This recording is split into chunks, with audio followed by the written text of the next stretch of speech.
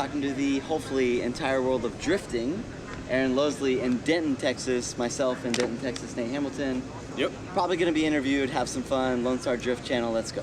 All right. I'm going to give him 2 different choices. He can pick his adventure, choose your own adventure. We can talk about what made you special in the early days and all your success, how you looked like the young Pro-Am driver that was going through Pro-Am, Pro 2, Pro 1. I remember super that. presentable, great media when no one else was doing media. Yep. Super just like down to earth. All the young drifters looked up to you and like, that's the path I can take.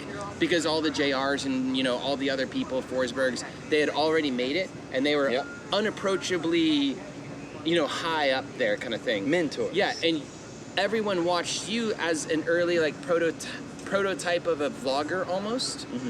And you were their friend. Let's you just were go there. approachable. You want to do that? I think that would be great. And what was the other option? The second choice is to talk about what you're doing right now, which is you already did, you know, almost a decade of drifting, Formula D stuff, Pro 1, Pro 2, grassroots. You drove for Enjuku as like a factory back driver kind of thing. That was cool. That was fun. You had a turbo V8 that was just mental with a dog box, crazy car. You're back to a naturally aspirated car, I believe. That's right. You had all kinds of different setups. You originally had an SR, I remember, out at Mineral Wells a decade ago. The very beginning. Yeah, he had a naturally aspirated V8 a long time ago. He's had all, I guess, mostly V8s and one SR. Yeah, we just like multiple years of. Right. Yeah. So you're progressing. You're building another pro level car now. So you can talk about the future, or you can talk about the past. Ooh. Future or past? Ooh.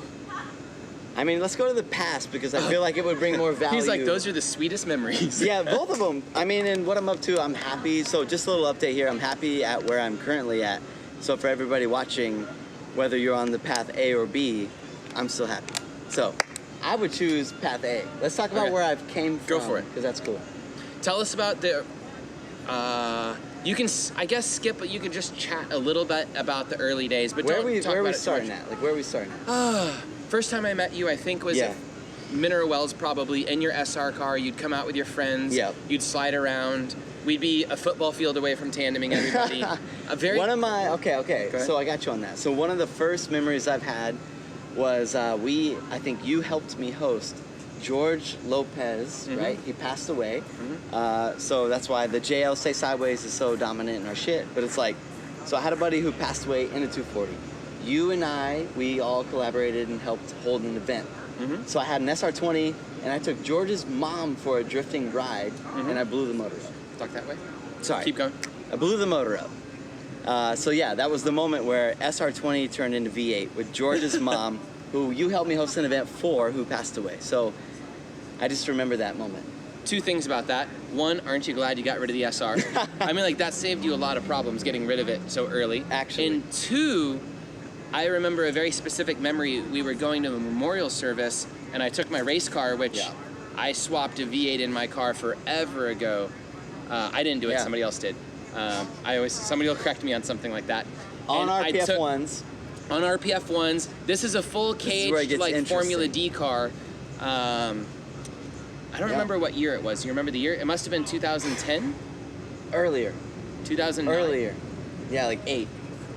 Holy cow. So if it was 2008... 10, I was in XTC. Okay. So if it was 2008, the car was in the... I had just done a round of Formula D was driving a Nopi Drift and was just about to do... You're right, because it was blue. Yeah, that's what I'm saying. Because I remember the side skirt. And so y'all, look, flash forward, right? Blue, purple, like...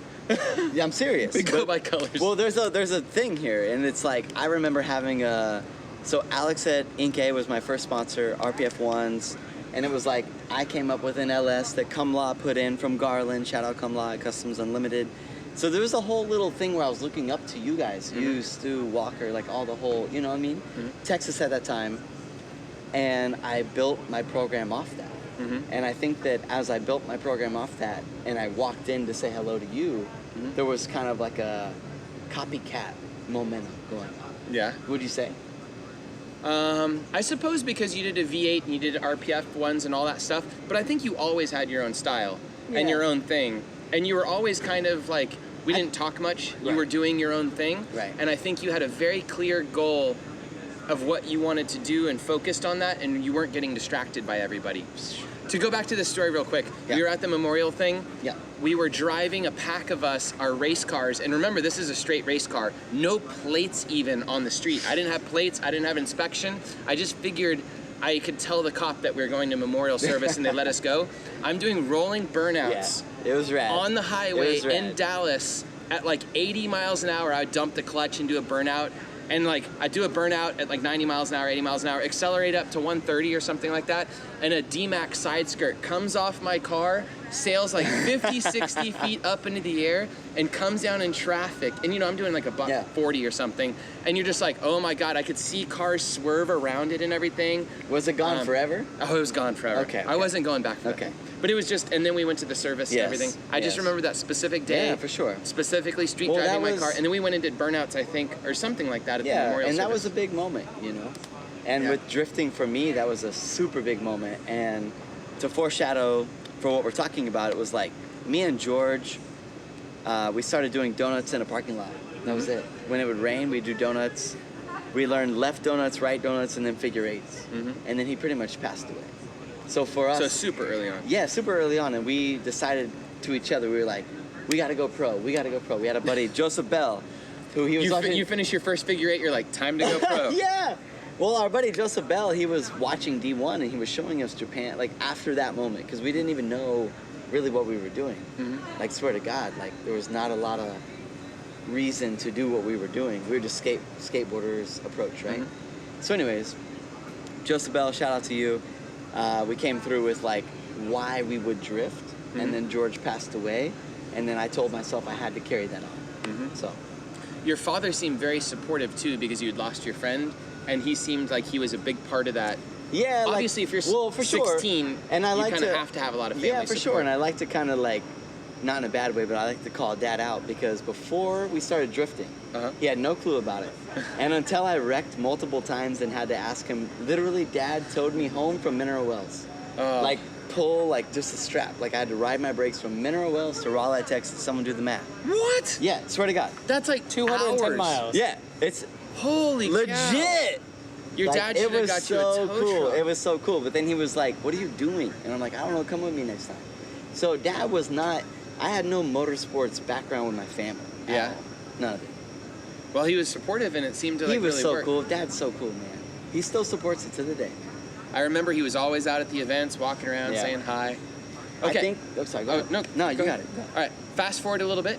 You now have a car that is wrapped completely. You have an RV going to the events. You have a crew of people that follow you around and pit crew for you and help you.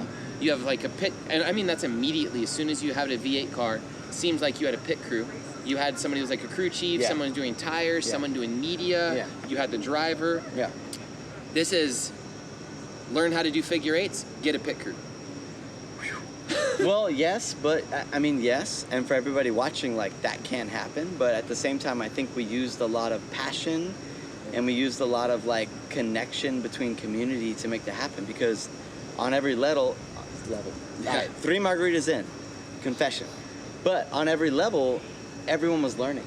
So as I was able to take someone there for an hotel fee, they could learn something. So the facade of just, like, overnight, you made a bunch of money was not the point. Oh no, I had something to talk about. People walk in. Yeah, I know. good. I'm getting distracted. Bright But you know lights. what I mean? Like, seriously, it was just like to say, not everything comes overnight. And that was important for people to know. No, you stuck with it for years and years. You were, like I said, you were kind of ahead of the vlogging game and telling your story to an we audience. should go there. So, was any of that planned out? No. None. Not at all. Because it was such good media. Yep. It was just accidentally having a film student friend Exact- who Corey did Denemy. something as a project. Absolutely. Turned it into school. Absolutely. Gave it to you. Yeah. Made you a superstar. Yeah. Created the model for you to have fans. Yeah. And for you to have sponsors. Yeah. You probably wouldn't have pulled in sponsors at the same rate without Not at all. that media. Corey Denemy, love you. Thank you. Corey, straight up. And I'll I tell you, love how everything's accidental. Well, I will tell you about that. And yeah, accidental, universal, it's cool. But I will tell you about that. So, XDC. So this ties in. So I'm driving my SR with George's mom. I remember this. And I'm exiting the lap at Lone Star Drift, and I blow the motor. And then I'm like, George's mom's in the car. And then Kumla, who was there kind of crewing for me, who helped me put the roll cage in the car, he basically said, let's put an LS into it. And then Wayne from 16 NIS, if you remember that shit, Wayne came through and said, we're going to team up with XTC, and we want you to go to New Jersey. And then I went to New Jersey. And it just happens. Yeah, and then I qualified first, and I finished fourth, and I was like, fuck, I should do this. And then it just snowballed. So I was on the tail end of things, and I was burnt out by the time XTC happened. Oh, I if know. you remember that. I know. I was jaded. Yeah. I'd done some Formula D, a full season of D1, No B, a million like low-level comps that were fun, and I traveled around the nation doing low-level comps. XTC came around, and I was just like, the XTC guys were the D1 guys that just kind of screwed everybody up, and just kind of like, they weren't super professional. They were professional in some ways, not in other ways. I was burnt out doing it, and yourself and Chelsea went on to go try and get Formula D licenses with XTC to compete in them. If I remember correctly, XTC didn't pay everybody out. It was tough, It was tough. For sure. XTC promised Formula D licenses, and they didn't give Formula D licenses out. Was that accurate? Well, no, I did get my pro license through them, So, and Formula D honored that? Yeah. Okay, I thought if I remembered correctly No, the payout, so for everyone listening, the first part, the payout was difficult. Like, you had to knock on their door a shit ton to get the money. But the actual Formula Drift license... That worked out? I was in Pro 1 before there was a Pro 2. Yeah. Makes it a lot easier. Right. But there was a top 16 only? No, there was a top 32, but there was like 64 people. When I drove it, there was a top 30, or top 16, and there was a lot of drivers, and like I qualified 22nd or something. You're like, well, that was short. And there was like only 16 people really drove in the show. They took a top 32. Right, when you drove. Yeah. Which was in 2011-ish? Yes. 2011? 12. Okay. 12. Yeah, I'm so old. I know, me too. Yeah. But I got more hair than this dude, so. Yep. But anyways, yeah, so it was just a journey, you know? So it was like XCC did get me to pro racing, which was cool. Yeah. Gotta look at the camera. Sorry, I'm so sorry. Yeah, XCC did take me to pro racing, which was super cool. But yeah, other than that, it was a journey to get there, which is kind of what we're talking about. So once you get to Formula D, I guess XDC just blows through. We don't have to talk about that much. I loved XCC though. Yeah. It was fun because it was laid back. You got to drive a bunch. It was, once you get to the Formula D tier, everything's so serious. Yeah. You miss a driver's meeting, you're in trouble. Anything goes wrong. Exactly. It's not about the driving, it's about the And this may or may show. not make it in the edit, but Clutch Kickers right now is XDC. And multiple people, except they pay out. Well, and they pay out. And they pay out the day of. Shout out Mike Castleberry. He's on his shit. But seriously, like, me and Denofa just talked, Dirk Stratton, like, Kevin Lawrence, like, Clutch Kickers feels like XTC, where you compete, then you drink a beer, then you compete, then you drink a beer, and it's cool. So you're drinking while you're competing? No. No. You're like, well, yes, but not that on was camera. round 3, 4, 5. Okay. Yeah. But no, you're having fun while you're in a competitive environment, and in Formula Drift, that is difficult. Yeah. There's so much more on the line at Formula D. There's sponsorships. That you build up. Yeah, it's just a much more serious Or there affair. isn't anything on the line. Yeah. If you can just be there. Yeah. Boom. But, anyways. Okay, scooting forward to Formula D. How much fun was Formula D? How much did you drive? How hard was it? You're trying to get there again, so you must have loved it. Yeah, I you think, want to keep going through it? Yeah, for sure. I think Formula Drift, I loved it, and I loved it. And the reason why is because the same way running a small business, it's like you get your ass kicked. Like, it's so hard to win. But the process of trying to win is so much more fun than winning. Because winning is just a second. You get the trophy, you drink, and you hang out. Sorry. Yo, what up, everybody? Sorry I keep cutting y'all out. Me and No, Aaron, we're just going to cut hanging that. out. It's just the audio doesn't pick up if your voice is traveling this way. But yeah, so like, damn it, we got to rearrange or something. Like, I'll pull it forward. all right. I'm just trying to say, like, Formula Drift for me was super fun. Like, I loved it. It was super cool. Like, the environment of the competitive world is you're always up to the next thing, which is cool, and I like that. And I think a lot of people that are in that industry understand. I think that for myself, not to make something about myself, but being at like a Formula D event or a D1 event or one of those events, you feel like a little rock star. You feel like a superstar being in grid. You feel like that stuff, and it's addictive. No, I mean, I mean for me, Okay. it was good. Especially when I drove in Nopi, like I was invited to Friday, and we did the news. So the news would come out and shoot us, and we would demo the track. I didn't feel like that at Formula D, but I did at No Beat because I was leading points and stuff, or battling for lead first and second. So it was, you feel like you belong, and you feel like you're a part of a big show and all of these things, and it's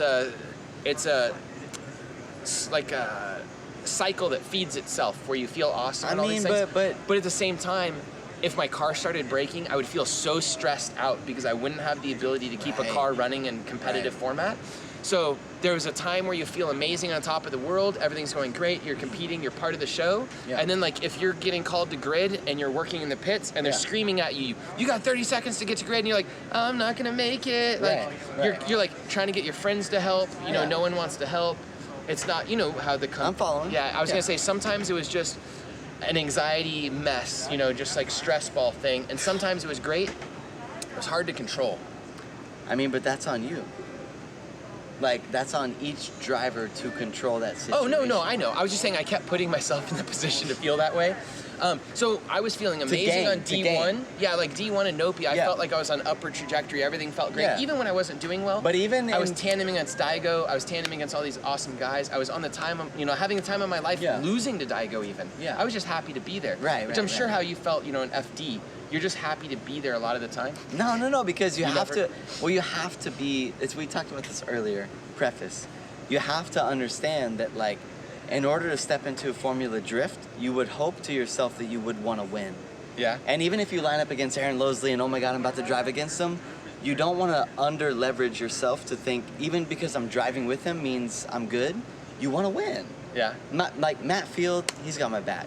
If he watches this shit, he understands. Because you got to understand that, like... Well, he's a winner. Well, in the Formula Drift community, the 60, 30, 16 of us, we want to win. Yeah. You have to. I was just there as a tourist. I just wanted to drive. And then you got your goals accomplished, right? Like, you felt good. And now we're talking about it, which is cool. Yeah. But now... Just in competitive drifting in general, I just wanted to So drive basically, with... okay, Oh, so... here, wait. Let me tell you about something real fast. I went and I drove a lot of those series and a lot of events around the world, and also in Japan and all these places, because I wanted to go drive with better people, like and better drivers let me preface and this have real fun. quick, just because Aaron has a lot more exposure than me. Like, I'm from Texas and I've traveled around the United States, but like I haven't gone that many places, so I'm hearing you. Okay, I'm just saying, I went to all these things because I wanted to drive with people, and it was my form of entertainment. And I was just paying to be there. I didn't have any sponsors, I don't think, an FD or anything. Okay. I was making good money, and just, it was like my going out and having fun. Like, other people go to the club, they buy themselves a new Corvette. We're all spending money somehow. Right, that was just me spending money, having fun, just blowing it. Which, a lot of the audience might be like, wait, Aaron's the grassroots guy. I'm like, yeah, but I also have fun and do crazy stuff. He makes money. Japan's really, you spend money. Japan was really fun to experience. I wasn't there to win, which was my loser mentality. That's why you lost. Right, yeah. I did well in other stuff. I know, but I'm just saying, like... There I was with killers. But we gotta picture, big picture. We gotta say, with Formula Drift, like, come in it to win it, because that's the goal. Right. And I know that, like, logistically, for everyone listening, it's a lot more about media, how you present yourself on camera or off camera or literally in real life. Like, there's a lot of lessons that go behind being a Formula Drift athlete. But I think that what we can all relate on is to win. In Formula Drift. Did you win? I did not win. But you know what I did do? I tried to win. Well, currently my highest, literally, and I think about this shit every day because I do want to win. Yeah? My highest accomplishment was 4 top 16s in a row. And I know that's... And Pro 1? It's not top 8s. Yeah, Pro 1. Wow, that's really good. I did 4 in a row, and I was kind of on one. Like, I felt... There's your boy. Yeah, we're doing burnouts out here anyways. But no, anyways, it's all about the personal growth, in my opinion, because if you're coming from not as much money as the top tier, then you might as well have some goals for yourself that if you click off, you're happy with, so you can grow. You know what I mean? So you're going to go back to Formula D and you're going to win. My absolute goal is to go back to Pro 2 and win a championship. And then if I don't actually put the business side together or the income side to go to Pro 1, then I just would like to win another Pro 2 championship. I want to win a back-to-back Pro 2 championship. 2 years in a row? Yeah, sure. Or 3 or 4 until I get the value in the audience to follow me. So are you going to build a car to win? Are you going to build a car to compete and just be in the like? No. What's a Currently, car to win? Like, I mean, are you going to build a 1,000 horsepower murder car? And no, it's super simple. And for everyone watching, like, this is a little behind the curtain, which I think is cool. Which is like, my mentor is Chris Forsberg. So I'm not really trying to reinvent the wheel. Mentor. I mean, he's cool, you know. I'm not trying to reinvent the wheel. I'm trying to build a 370 that can compete and have a relationable product to the marketplace to compete. What engine package? It's going to be a Golden engine, guaranteed. Is that V8? Yeah, it's Okay. V8. I know, which everyone's like, boo. Sai, do the thing. Boo. No, if you want to run an engine at like 800 horsepower No. not go, I was going to say, and not go broke, you got to run like a V8, Well, clearly. I know, but that is a true fact. But Naturally aspirated? Yeah. No, sorry. I need to add a little bit of something. But hear me out. This is what I want to say. Golan wants to grow with drifting, so that's why I stick with them. And I know V8s aren't cool and shit, but it's like... Yeah, they are. They're fine. They're fine, but it's like they want to grow with drifting, so I hope to carry them into the drifting marketplace. So I'm Well, what's the engine? I mean, it's... Like a LS7, 7-liter LS3, you don't know? I don't know yet. Okay, but it's going to be a V8. It will be. Transmission? We don't know yet. I don't know. Okay. I got two options. Listen. What are the options? Yeah. See what this Sequential or boy's dog trying box? to do. I'm curious. Yeah, sequential or dog box. Okay. But still, I would stick with the 4-speed, just because It's a whole lot cheaper. Well, not necessarily. And you don't really shift that much. And I want to relate to you guys. Yeah. Like, I would seriously love to tell a comeback story. That's my goal. So. Comeback story. Yeah. What do you think? Man. What do you think? No, come on. Okay, wait, no, think Tell about me the this. truth. Tell me the truth. Think about this. No. Tell me the truth. No, What do you this think? is directly with this. Okay. So you were young, you seem like you made it. If you say comeback story, feels like you got knocked out, I took myself you went out, but down, Yes. you were out for a long period of time. Yeah. 3 years And then now. you have to come back. Yeah. So does it mean that you got knocked out like in a bad way? No. Because it looked like you're on top of your game. You're Well, racing no, with Njuku. I You got a literally- turbo V8, 1,000 horsepower. Yo, whatever and it shout was. out to Njuku, shout out to everybody there. They know the same exact story, which is like, I took myself out. I wasn't happy mentally and physically with my daily patterns, so I took myself out. And so, with drift... Addicted to meth? Yo, fuck out of here, no. No, just like I was getting the same results. Yeah. And I didn't know how to break out of that pattern. I literally remember thinking like, I'm going into drifting every year, and I need you and you and you and you and you to cut me all these paychecks, and I'm hoping to get this result. But I didn't know about media at the time. Like, I didn't know about like... That's really crazy because we thought you were really good at media. Yeah, but Corey was filming me the whole time. Right. Like, that helped me get there. Right. So this is what we talked about earlier, which was like, imagine that something comes too easy, then it can be difficult later. Right. Because you weren't doing the media yourself. You didn't know how to do it. And you didn't realize in the moment what made it special. No, So when you Corey- stopped the advertising, suddenly Right. you just disappeared. So shout out to the intro, because this is going to be a full circle right here. But the intro was like, when I was young, Corey Denemy out of Long Beach, he filmed an entire movie that I had no clue about that got sent to my house when I realized all the interviews I was doing. And then that got chopped up and put on Facebook and became kind of some shit that maybe you guys watched in the past. So that was the point. It made him famous. And got him all his sponsors and made him special. Absolutely. No, otherwise you would have been invisible. Well, I say famous. Like, me and Corey, we would be like famous, you know, like, what is that? But absolutely, it gave us exposure, and we hit a marketplace early that we didn't really know we were hitting. And Facebook at the time... Imagine if you would have kept with it. Well, but kept with it. We kind of did, but we didn't know how to In one adapt. way, with one audience, on one platform like YouTube. Yeah, we didn't know, and we launched it on... Well, None of us did. We launched it on Facebook. We had no Right. clue. Some of my most successful videos were on Facebook, and like you can't even find them now. Well, that's the thing, and for me... like- Also, probably 90% of them are fake views off Facebook. But you know what you But just for said me- about imagine if this and that? Like, I Yeah. don't really do that much, which is why I'm still going. Yeah. Think about that. Like, for everybody who is trying and trying and it's skateboarder mentality. Fall, make one. Like, I'm not really that worried about it. I'm happy. Think about all the famous skateboarders, or like the best skateboarders and best like motocross guys or whatever that didn't make. I guess they made it and they were the best. And then Travis Pastrana, or what's the guy from Jackass with the shaved head that like always got hurt? Steve-O? Yeah. Steve-O and all these guys.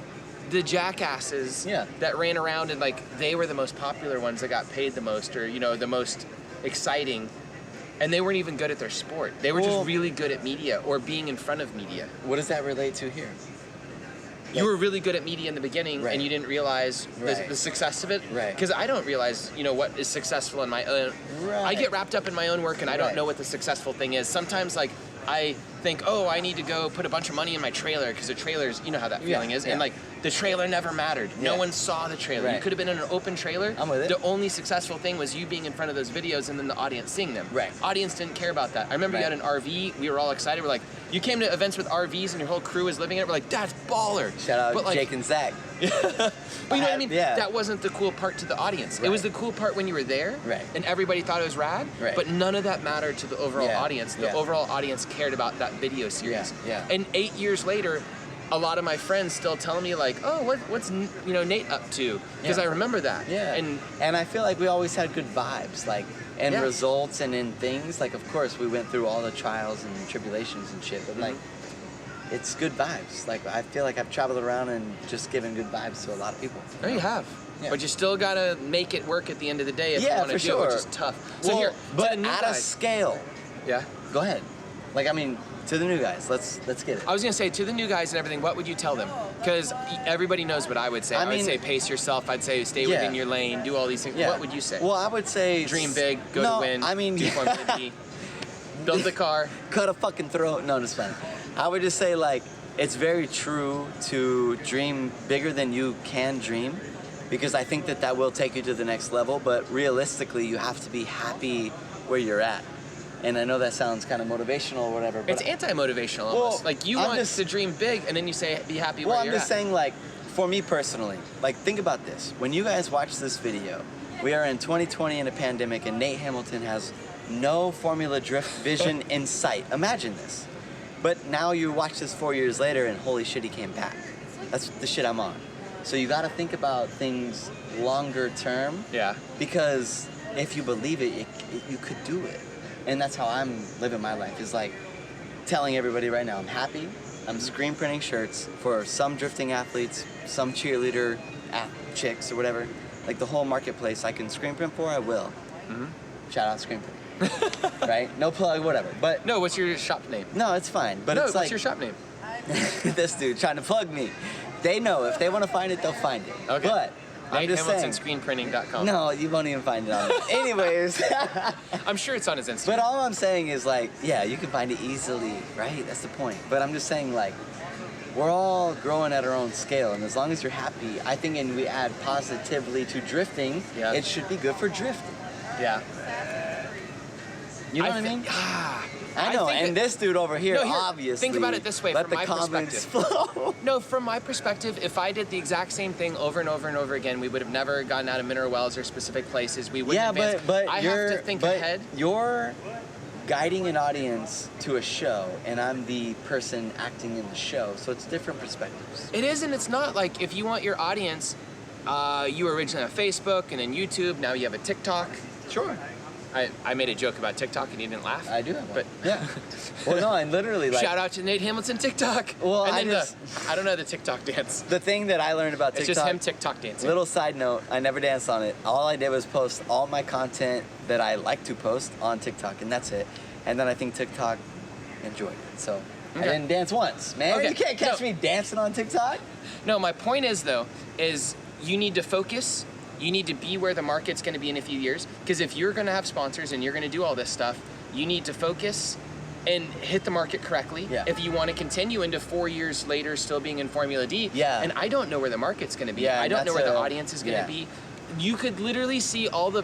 This is so stupid, but think about this. I could literally see more drifting eyeballs being in video games like Forza or Assetto Corsa, and the sponsors' money going to put billboards in the game. Yeah. Like, that's just some random thing I'm talking about. I mean, I see that. But, like, what if that's what happens? That's so stupid. And then they sponsor drivers within the game. So then I think that everybody watches it on Twitch. Well, then I think that we would my mind is blown. We would find people who enjoy going to the track and drifting at whatever scale they can, enjoying life.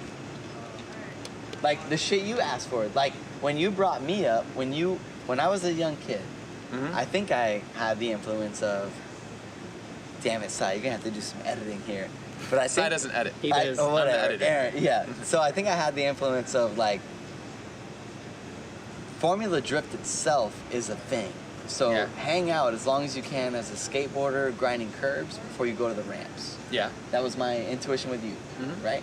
So the same concept is happening now. So Formula Drift becomes this elite whatever, and then life does whatever it does, then we are just now back at the curb having fun. Yeah. So the shit you asked for is now happening. The one thing. But we should encourage people to hang out there. I agree. Just a quick side thing. I wish drifting was as cool as being able to go take your skateboard out and just skate and it not cost anything. Well, and you can it's- hang out with your yeah, friends. it's And there's cooler, no but- effort of building the cars. Right. And I wish drifting was like that. And Right. drifting, especially at your level, only scales to get farther away from that. Of course. It doesn't ever get closer. Right. And one of the things I want to do is I want to bring drifting closer to something that you can effortlessly go hang out with your friends. You can effortlessly do it Okay. without going broke.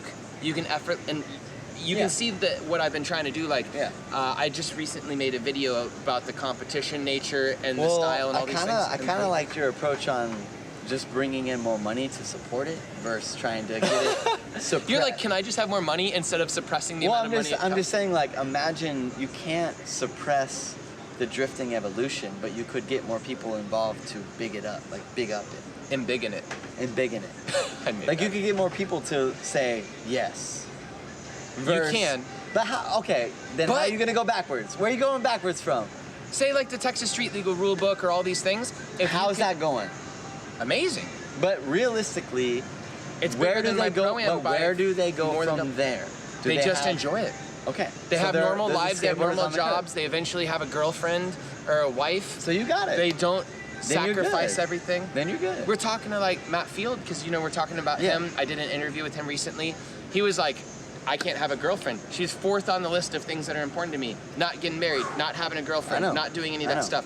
You have to sacrifice that stuff to be the best. And like say you're going up against Matt Field, everything he does, whether it be waking up at 5 a.m. Not to do true. CrossFit, to doing mental exercises and catching balls and whatever he does, to going straight to the shop and working, to doing, all of these things, you have a wife to keep happy.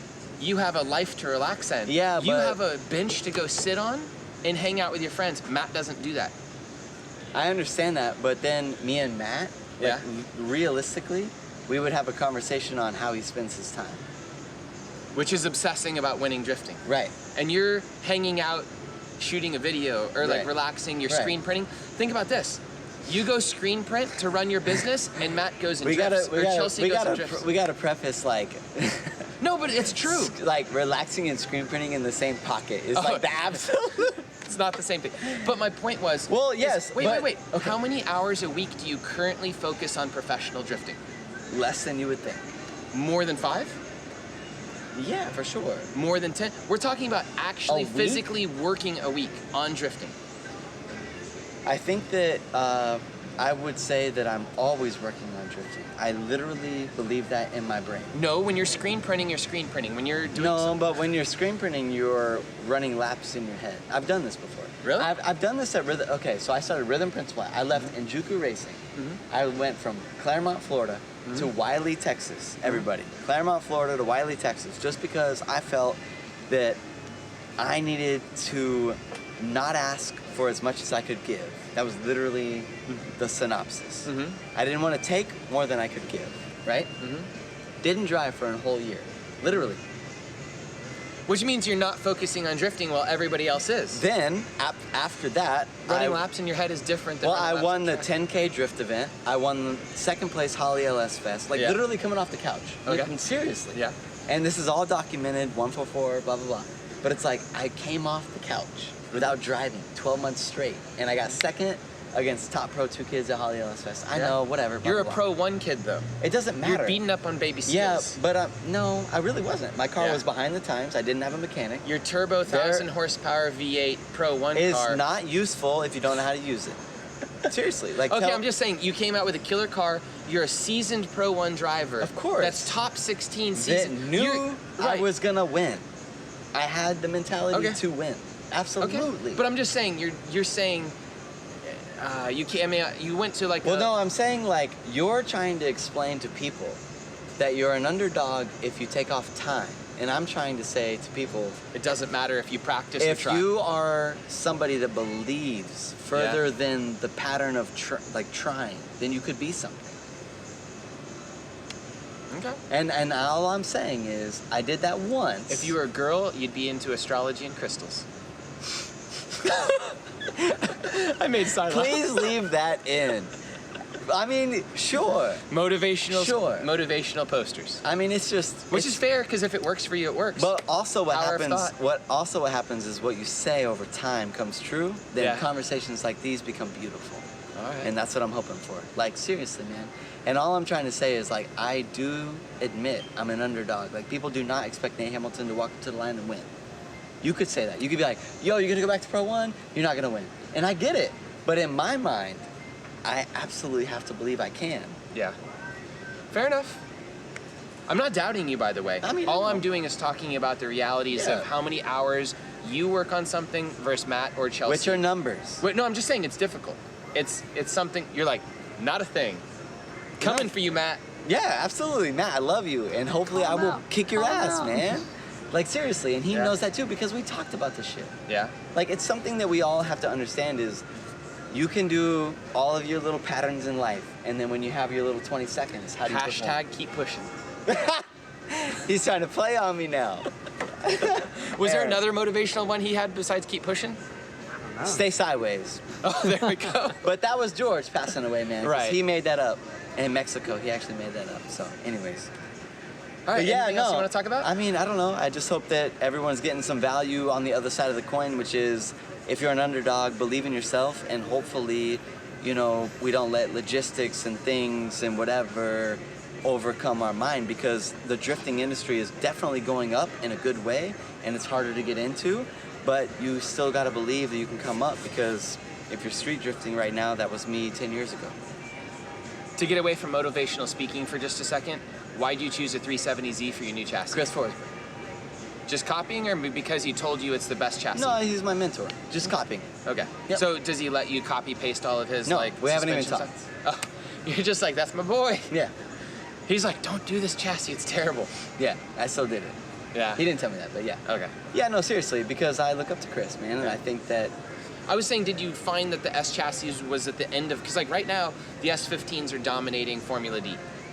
I mean, Dominating because they have excellent drivers and all these things. Yeah, I but just think it's that cool. I think that, you know, the behind the scenes at 144 on the motorsports side is a lot less than people would imagine. Mm-hmm. Like, I've lost my mechanic at this moment that this is happening. So it's like me, Dad, still, shout out Dad from the beginning, and then a hometown friend. So the motorsports side of my program, like if I get to go to Indy Drift soon and win, it's with my dad and a hometown friend. So for everybody watching, 4 margaritas in now. For everyone watching, it's just, that's the truth. Yeah. All right. There's just not a lot behind the motorsports side of 144 at the moment. Yeah. Well, you've always been successful. You've done a great job. A lot of people looking in thought you were a very enjoyable person to Yeah, follow. for sure, and I think love you're everybody. always the positive person in drifting. So it's fun to hear you talk like that. I'm just picking on you because you're drunk and it's easy. Stay But sideways. He won't let me do it. He keeps staying positive. He won't. Yeah, get fuck negative. out of here, man. He won't get negative. I can't wait to see the new chassis and stuff. It was Yeah, very it'll fun be to fun. see you drive a turbo V8 Yeah. car, especially because you're from Texas. So it's fun to see someone progress and do things. Yeah. It was very sad to see when you stepped out of Formula D. I hadn't really talked to you since. I know. You'd been out to some events and driven with us and everything, but we don't talk I ever like this. I stay pretty outside the box, you know?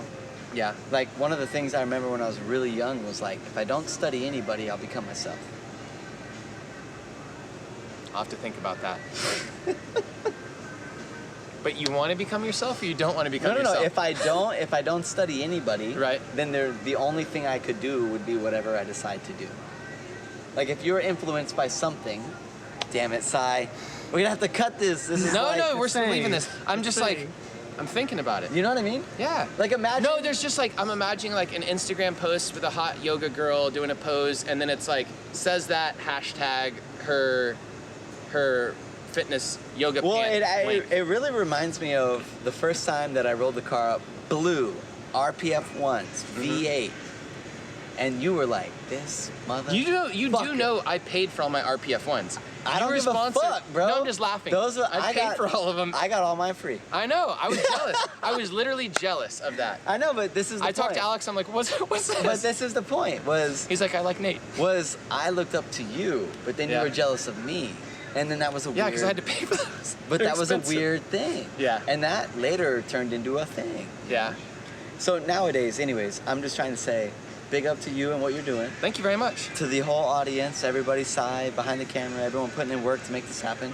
And I'm just trying to raise drifting up from my perspective. I'm not trying to say cooler or less cool than anyone. I'm just saying, you know, Yeah. I appreciate you sitting here and Denton. You do have a big audience. You keep pushing through Instagram. God damn it! No, but I was gonna say a lot of people look up to you. The drifters who were younger than you, say they were 14 to 15 at the time. Yep. They keep watching you. They would like to see more of you, I think, especially because they associated with you. I associated coming up with Tanaka, who I don't see drive much, Kumakubo, and all these guys, so I still get excited when I see Kumakubo. Yeah. You're someone's hero, which is really cool. Yeah. I'm sure you see people in the pits that talk to you and sure. say things like that. Definitely. I don't know, it's just a cool feeling. Yeah, I don't have man. anything else to say. Yeah, Do you have anything to say? No, just thank you for hanging out with me, and Cool. thank you guys for filming this, and Thank you. hopefully it's some insight. We'll come back in a couple months and we'll see how the car's going. Think you're gonna make progress? Slowly. Yeah. I mean, it's not like I have no big budget for it, so it's just on my time, which I'm happy, and I'm cruising, so. All right. Boom. See you later. Hey! Later, Sai. Hey!